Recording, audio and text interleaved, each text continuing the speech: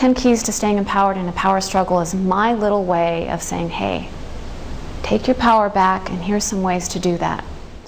From a young age, I wanted to understand how to solve conflict. When I was a little girl, I had a knife pulled on me by this boy. It was a very scary experience. A couple of months later, we had moved to a new house, and we got a Boy's Life magazine in the mail. And when I was reading through it, I discovered that that same boy who had pulled the knife on me had been in Boy Scouts and been in a flood of, I don't know if it was like within the last year, and he was trying to save his little brother and grandparents, and they died in that flood.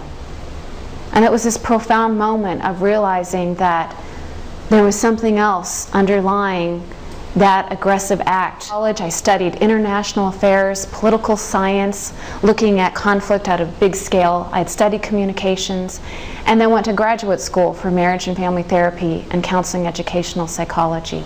The two biggest sources of conflict that I hear the most in my practice is that somebody is harassing someone at work, or they're having problems with their partner at home. When the person is not listening to you, constantly cutting you off, not addressing your feelings.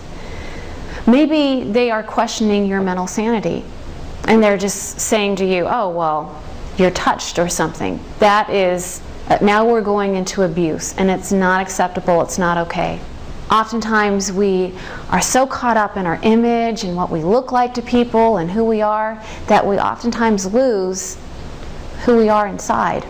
In fact, that's where a lot of conflict happens. The more you sacrifice who you are as a person, your identity, the more anybody stepping on your toes is going to tick you off. In fact, you're probably going to create conflict. And you're going to be unhappy and depressed and feel like there's no meaning in life. Okay. And the power of understanding that is that you know it's going to be painful, and you don't know what's going to be on the other side.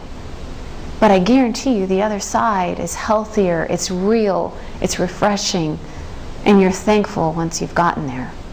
To understanding things like, if you were that boy pulling the knife, how can you calm yourself down?